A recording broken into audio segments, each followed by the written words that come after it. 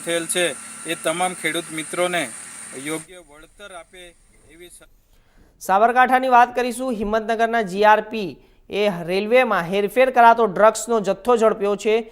Himmatnagar railway platform પરથી checking દરમિયાન ₹79.21 લાખની કિંમતનો ડ્રગ્સનો જથ્થો ઝડપાયો છે। અજાણ્યો શખ્સ પોલીસની ચહલપહલ જોઈ પ્લેટફોર્મ પર ડ્રગ્સ ભરેલો થેલો મૂકી ફરાર।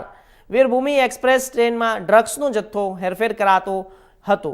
ઇન્દોરથી અમદાવાદના અસારવા જઈ રહ્યો હતો ટ્રેન, જ્યારે હિંમતનગર જીઆરપી પોલીસ ટીમના ચેકિંગને લઈને અજાણ્યો શખ્સ થેલો બિનવારીસ હાલતમાં છોડ્યો અને એક્સપ્રેસ ટ્રેનના જનરલ કોચ પાસે બિનવારસી થેલો છોડી દેવાયા અને એમ્કોટ્રોપ્ટાઇન, મેથોમનિટાઇન અને ડેર્વિટલના પ્રકારના 79 જ્યારે 211 ગ્રામ જથ્થો મળી આવ્યો છે।